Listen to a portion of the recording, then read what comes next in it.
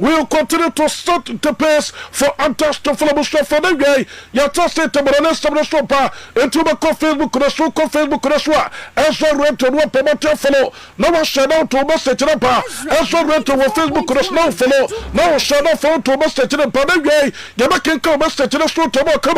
Now, Fabi Pearson, not to make way to the show. About Ruff is over walk up with moi. Me patron Manchester is going to be cagey, is going to be powerful. Massa Nasa Gutokra is going to be banter and banga. Massa, Wadaruma, the USA, and the bounce from national team over the Bobani. Now, patron the Tennessee Bronte for the following Balogun, and so a pro second by US national team.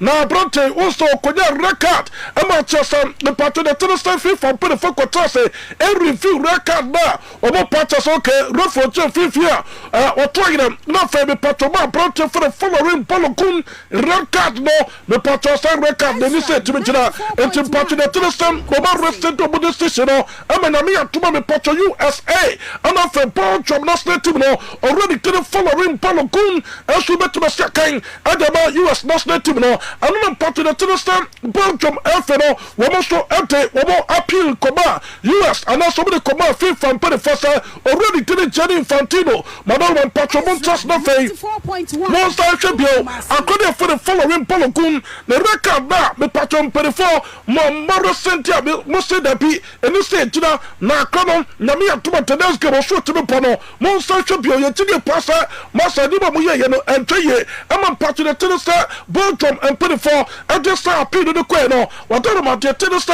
FIFA and Pedifo, Woma dismiss Belgium for Woma Pino with the Queno, I'm a Bronte for the following Balogun, and Sunamia Tuma, Obetuma Sakai, and the US national team, and I'm Patron the Tennessee, Belgium, FNO, and the Kataba Montesa, what did the pastor work up on the Cosmo, FIFA and Pedifo ATT, FIFA and Pedifo AUM, and the teams to be a British US, and I'm from Argentina for, and the report concerning the Belgium FA, one more report about the mountain. On the story that we told you just before the break about the overturning of the USA striker following Balogun's red card for the USA, which means he is eligible to play against Belgium in the knockout round in the early hours. We've got a development on the story that we told you just before the break about the overturning of the USA striker following Balogun's red card for the USA, which means he is eligible to play against Belgium in the knockout round in the early hours of Tuesday morning, tonight. And this comes from the Belgian FA, and they've accused FIFA of deliberately ensuring their appeal against the suspension of the USA striker and his red card was inadmissible. Now, Sky Sports has approached FIFA for comment on this. I want to read to you what the Belgian FA are saying. So here we go. This has just come to me now. After learning through media reports of FIFA's decision to lift the automatic suspension of following Balogun, the RBFA, that is the Belgian FA, sent a letter to FIFA requesting a copy of the decision, an explanation of the process that had been followed, and setting out its position regarding the applicable regulations. Now they go on to say, as the only response that FIFA sent was a letter to them stating that it considered this correspondence to constitute an appeal and that a judge had been appointed and that the Belgian FA only had a few hours to complete that appeal. No information whatsoever was provided by FIFA. This is all from the Belgian FA. This is what they're sending through to us. For an appeal to be admissible, they say, FIFA's own regulations state that the reasoned decision must first have been communicated to the appealing party. While the Belgian FA was merely seeking legitimate explanations, they say FIFA itself created an appeal and immediately ensured it would be declared inadmissible. They go on to say, to be clear, as of this moment, the RBFA, the Belgian FA, still has not received any decision or any explanation from FIFA regarding this matter. It therefore has no alternative but to challenge the player's eligibility for the upcoming match. Now, regardless of the sporting outcome of this match, they say the RBFA is deeply concerned by the course of events and will continue to fight in the coming hours, days and months in defence of the fundamental principles of ethics, fair competition and the interests of football as a whole. That is the full statement that we've received from the Belgian FA. But basically they're saying if following Balogun is eligible to play in this match tonight by FIFA, I know I have to put you for so and tell what you're about. Almost so more Wabudia, Tobunusa, football, no, Yawa Emra, Archas Yadia, Lampono, a seven of Woodness, you know. I did to the FIFA quite to be question about time about the pino, time in your papa. Also, what complaints as well the bar. It's over the Boguswa fighters in the bear. The patch of pepper, your fairness, able to me, at some, no one gave it enough for the Piason, at Tobacco Cantano. I am the patch of the Belgium FA. One must tell what about Tenabum, the patch of Belgium for the South Cassette. Woman, what did you pass? Sanima with your question. I am His Excellency, the President of United States of America, Donald Trump, or no, enemy patch. Oh, manipulative from penny for catching from penny for say.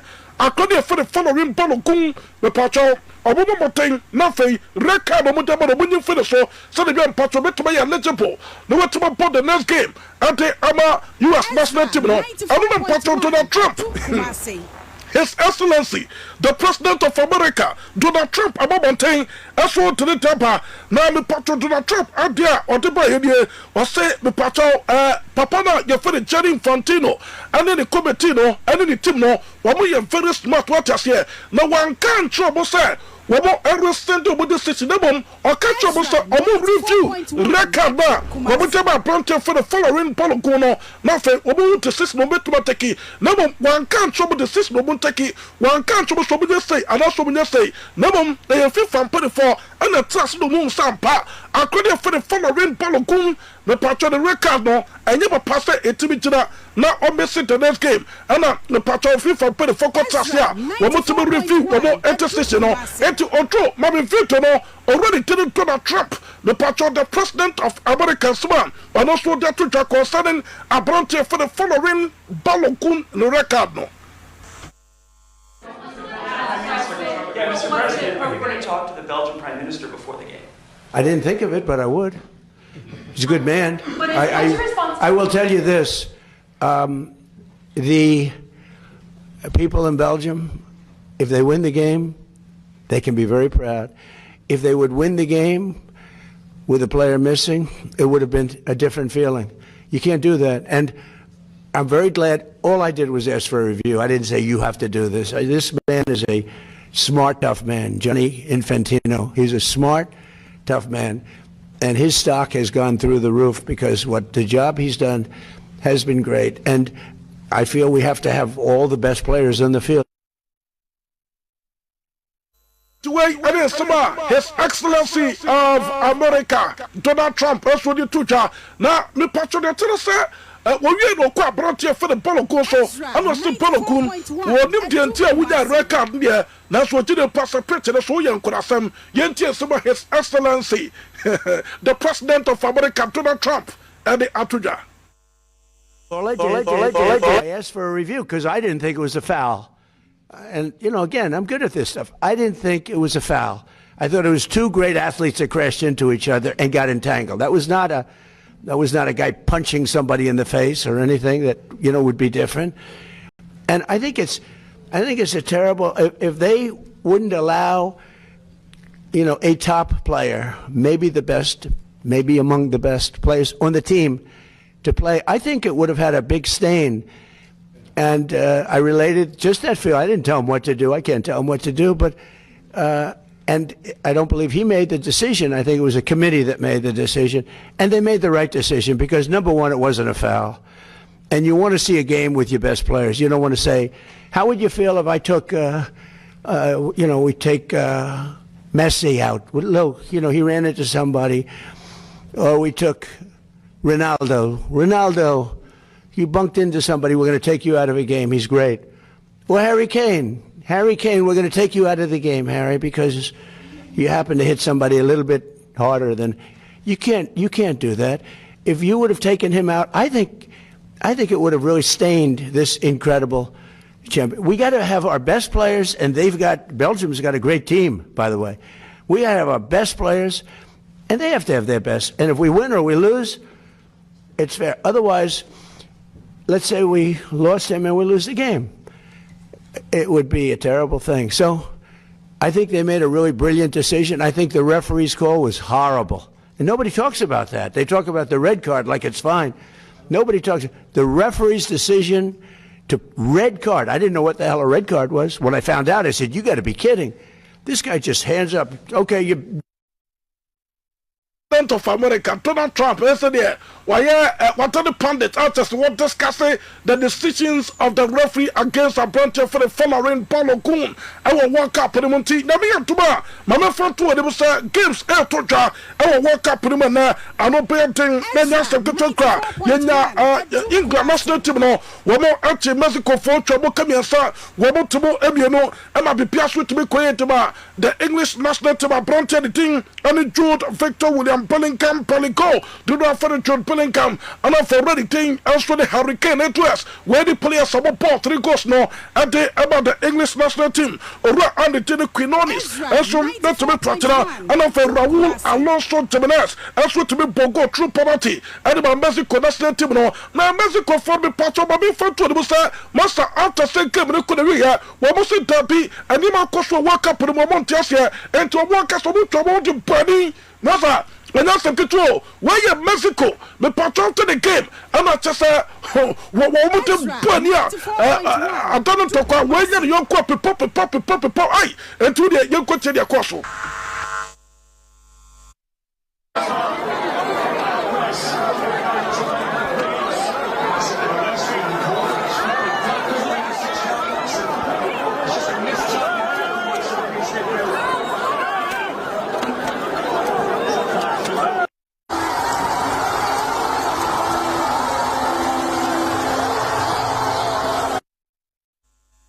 Homachi basa na nya some keto kwede nya yenyan e wo Mexico monte so enti ebibo to cream ana afei ebibo so ante mayonnaise ana chesoboti abani we to good yonko na we pan yonko asum na we ehwie yogurt e di good yonko na for post for the njuma ya ebima bro because me pata homachi na nya some keto kwede omuni say wo national team no wo eba qualify over the English national team to the next stage of the competition na be piasom that so taba Mexico national team patro Mexico for the year after say ban ko yomunofo na fe ebi mo so ko yomonto after say world cup no we be grace occasion no say ko betima travel all the way to the grand finale of the world cup na so the mentement in time for the Mexican national team after say we don bon patro England for no we bo pobotin eyi Mexico for the free control na me Victor no for yentie noise and for the feedback behind the scenes I was straight to so yeah near pastor whistle.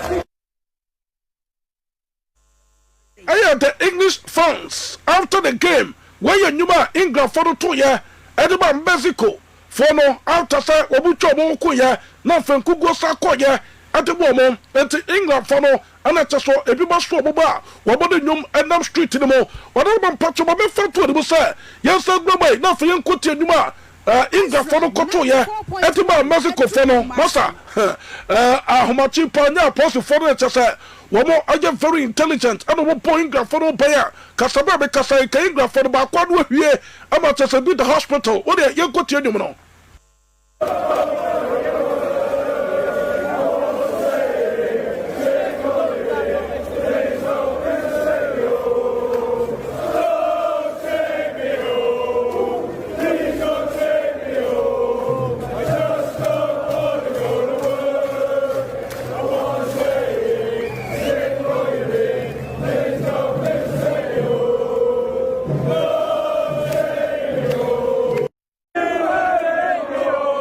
for baby omotu piaro omo onimo omutwa enso ante eba tiba ye no baba what asenti grafo no ani jere day ebi mo dwomo ho atasani mo koso bibia som ekoye taba the English national team no ante ani report na so pa ye wotuma na so tuma bo shafo bi patu na so tin kuna so ye de nsem pa ama bibia so tuma koe e we tuma tena so emra me patron ke ba ko tuma toy e be wi asento to na wura ho ano ye Brazil national team no womo ani no way for the dipani na Only for the LA Holland, the first World Cup, the Patro post 7 goals. I get on Norway national team now, and they are branching for the LA Holland, and now one of the making sure some, well, you Brazil for the Tomafimo, and then yes, some kitchen command one thing, Massam Patro for to the after the game now, branching the thing, and in name of Tasova Santo Junior, Mogida Crusader Martino, do not for the name, Echo Castambi, and the trap branching for the Martino de God, and one Bonabosa Samasa, as a bit to Brazil for Tomafima, yet must submit to my trouble all the way, nothing,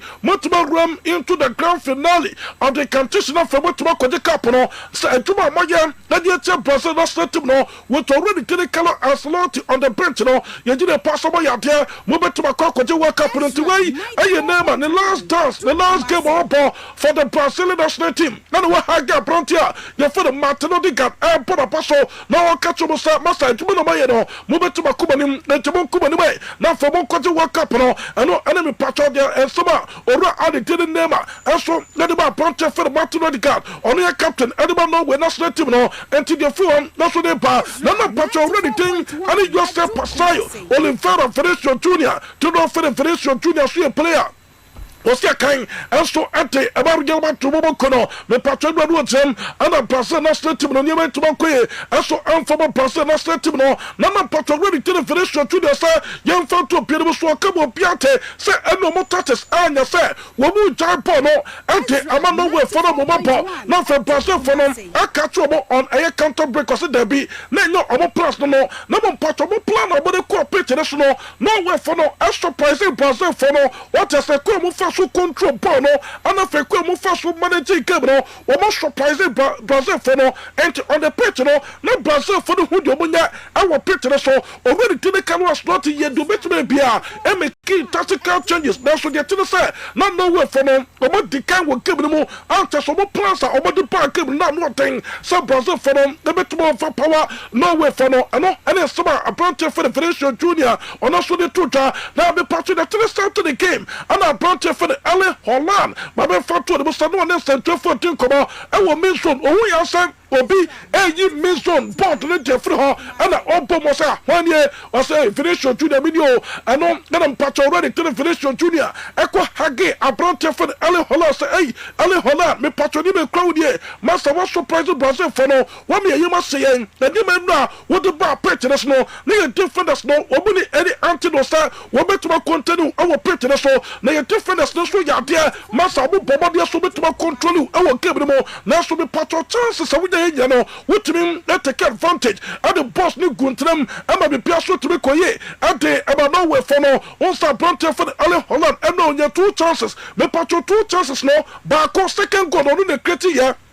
Me patron first go no, and a chance that when there, and I plan to convert the chance to go. And then for me patron the second ball, after some planting no, or convert here into chance or no cassa to be said go. And the man no we not let him no, and already to the finish to the star or bar branch for the LA Holland and Paso, our end gamer, me patron boy, and the champ person not let him no, was not one thing, was so sure to my branch yeah, Master LA Holland, a player, so what in the pop ball, now sir, what if you also Kakrabi, not when you have chance of converting to go. Was a star striker will be one more superior master, and you're very scarce as well. We are to see a bigger star striker. Me patron, give them more ball or maybe more. Now, so the time be a ball back at the piano. Now, Cocky go nothing when you're the most important thing. Oh, your football more, our match more, nothing. They must create about the side and to a bar brought anything. And Aleph Holland Paso, and then someone patron ready to the Federation Junior. What about time? Then we are sort of live on Extra 4.1 FM, starting the pace for others to follow me. Patron, that's what you could also then stop the bar. Mommy already did it Thomas to Cal. That's why about the English national team. No, Papa, that team come out or drop me. Patron, mommy, artwork in the factory team this way. Now, for young show already did it Thomas to Cal. And someone, but that's the truth. Was the work of referees are just not good enough. Was it referees are?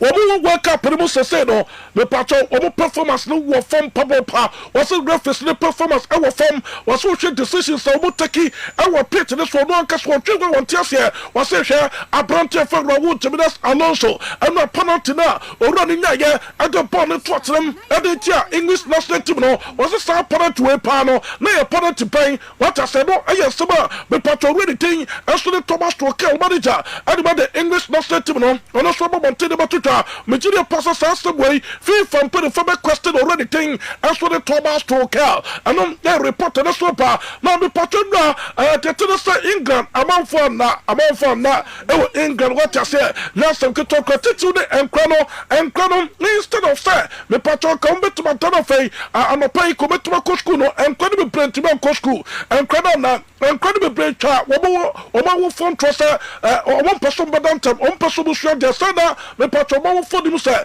England for the Popo, and I just a multiple slipper, Asian game sleeping team, Chronacasa, after the game, the Patron, Wobodomo, and some number to just an also with trouble phone trust the beer, one bit to stay up, no matter my head came between the English national team and of Mexico. So I told them that I went to sleep at like 10 and I just stayed up in it. I was on call with my friend and we both was planning to watch it on call together, and then I was sitting in the front room and I just drifted off and I woke up and I was like, oh wait, I missed the game. At first my mom said no, but like obviously I wanted to watch the game, so I stayed up. She didn't know, but it's okay. When Bellingham scored that immaculate header, I was running rings around the whole house. I didn't care if my parents were sleeping or not, because like, I love England so much. I'm really tired, and also because next to my house there's like a club, and then they were watching the match and it was like 5 in the morning and they were making a lot of noise. So I watched the game. And did your parents say that was all right? How did they feel about it? I don't think they were very happy about it, miss. I did it secretively, miss. So I don't think they realised. In the morning now, I've gone to them. Hey, plus second about English national team no, and now me patron sa humatin or to me yanko. Anybody the English national team no, me patron somebody tuja or say a branch for the Jude Victor William Pellingham Pellico to do for the Jude Pellingham. Was so share commitment already to the Jude Pellingham or say English national team now or committee I will pay to the show. I just to the point say between the name Kakra and so the trust with the England national team no was it where a player massa me patron will pay and Kofu Bakwa or move forward the English national team to keep the team going now, and you already think also the Jude Bellingham or Bora Pastor Humatin, and you don't know handiwork and about England for now and progress to the next stage of the contest. The captain Hurricane as for the Atuja. To step up in the biggest moments like he did again today. Credit to him, not just the goals, but just the way he worked for the team, the way he drove us up the pitch at times. With 10 men, he was everywhere still. So big credit to him. Obviously, we know each other well. I see him train, and he's a special player, special lad as well. And he gave everything for his country. Study already thing and so the Jude Victor William Pellingham Pellico. The patron the say Oko Azteca Stadium in the history of the World Cup. Yenya play a Biedua Wakwa wait 2 goals. Our Azteca Stadium the patron set already thing and you Diego Armando Maradona Franco El Pibe de Oro. Do Feno again Diego Maradona. The patron any the last player or to report 2 goals. Our Mexico Stadium before the Azteca. Our me patron Mexico World Cup and 1986 World Cup, me patron testament run, English player, one also put 2 goals in a single game. Our Azteca Stadium, after some other sweat to be equal record already to the Diogo Armando Maradona Franco. One of some got to be and Tedeka can be patron so far, and then we went to my sword to Babushafo. Now me patron the Tennessee Humatin England for the Obama as of 4 a.m. Now man for jubility, a man for celebrity or trouble myself you to know. Now some Kitokra England for them. Almost a fay, and be patron your World Cup, no, a fay, and I'm patron football. As well, when you are in patron Manuma, no more to me patron Martin as of 4 a.m. and you are not patron for the toe, and I think the kind of first celebration, no more celebrity, and when you can patron myself, you know, and also the great young consul for me. Me also be somra. Also US for the Yami Antuma. Me patron against the Belgium national team. And that's some Kitokra. No more against Bosnia and Herzegovina. Me patron to the game. Almost celebrity. What did Norway for no Enyum and a celebrating a testament run. We must study Norway ever celebrity against the Belgium national team today. And US for no Yanko Chobokaka.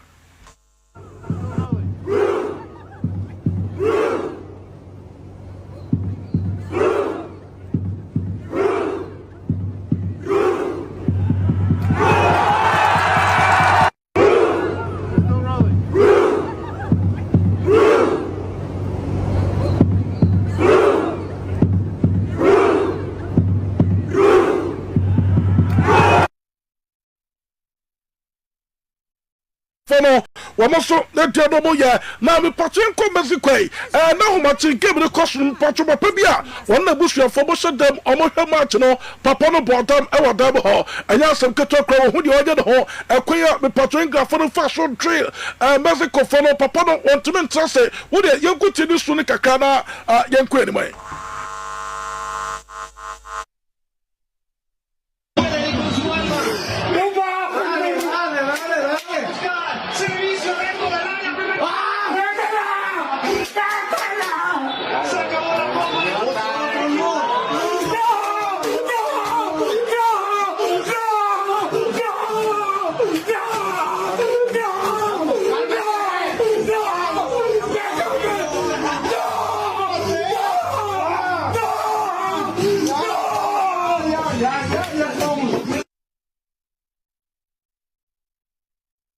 to say cry jelly biscuit in as I go to cry eti papa ni masa and now Martin let minim papa no so no twa better na so do owo edeba the country enko na papa no mo paso na so element tentam amfaba Mexico papa yi ama ingra fora bobo kabiasa wo botumu mienu enti omofimu ewa cancel mu ma ingra fora qualify to the next stage of the competition to know Mexico the free one so dey pa ye want to ba and then we so to bo for life on extra 94.1 FM setting the pain for attest to full patrol Torobos probable Kuruma now say Abrante for the Santo Tonali Eswa Babe player Dama Torobos pay Bobo Kurumi patrol 116 million pounds Ayesika Wadoroban patrol Torobos probable Kurum Bobo at the Akokofa Abrante the thing as for the Santo Tonali and he reported also Abrante 100 million pounds and said the bonuses Eswa Babe peso a day about Newcastle United Bobo Kurumi patrol the Tennessee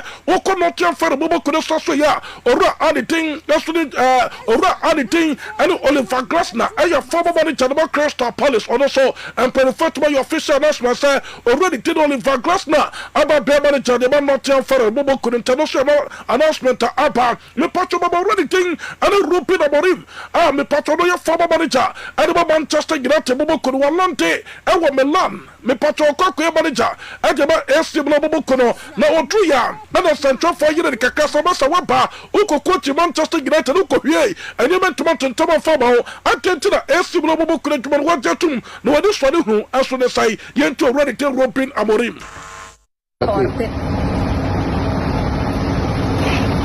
welcome to AC Milan with this sensation.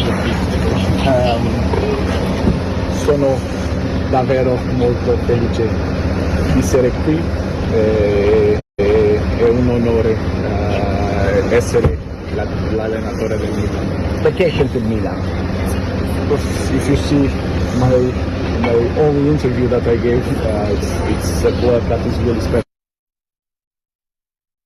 United Jumano, when I just a cover club or more from Naka with me up the club no, now so Estimla Bobo Kuraba, only the Sicibia take so Koku Juma, and the Estimla Bobo Kurabia, now Estimla Timid, what my building, not for me, Piasso to Makwe, and then about Estimla Bobo Kurway, Saba, already to Rupi Filippo Morima Cass, to do for Rupi Namorim, only a former manager of Manchester, United Bobo Kurano so Tatuja, young constable from the Fayan Dutas, Nelson from the Uko Bobo Kudasoya, a branch of Alejandro Garnacho Ferreira, and so I play a second about Chelsea and put a first say, or one passa branch for the Garnacho Colon, or more turn outright into your team. Nasa was the come, no better to a branch for the Garnacho, or my already stopping about Chestnut for Betumatin Comal, Nabi Piasso to Macquaid about Chelsea, Robin put a for Bedimo Sacomo Pelon, Naso Chelsea and put a furry tate, and your reporter Naso Bar already to Romelu, Menama Lukaku Polling Colin Polly, to know for Romelu Lukaku, esse kind of monopoly Bobokono, me patron for the part of the best sectors, or Baho, so Papa for Roman Lukaku, Napoli put the first about 10 million euros, or beer, Nanke Timide 95 million euros, and the Cofano Sassani Bono, Ababa drew 10 million euros, and yes, the car, Napoli Bobokono Mutumante. for the signature of a Bronte for Romelo, Menamano Kako Poli, and Teddy reported so by Michael Lise, Aquavisui Pro Sakai, and about the French national team now, and of Vermont to Bobo Kuromuke against Paraguay national team now. When we Paraguay no Sapante with the yellow card, the patron French national team side when we are appealing against the yellow card of the Brontia, the father Michael Olise, Aquavin Teddy reported so by a friend Patron Coach Bobo Kudasoya, reported of Second protester Chelsea and put the first club will be back. Nothing when they already said we bet you £120 million now for the signature of a Bronte Feno and so Fernandez Yerbias and Goda a Bronte Beste. I will Chelsea Bobo Kudaso ya me patro Bobo Fatu the say Inter Milan and of a Kobo Cacho Bobo Kono. They are chasing for the signature of a Bronte for the travel to Lopatom or second about Chelsea Bobo Kono. Chelsea and put the first over £35 million and so the Bronte for the travel to Loba,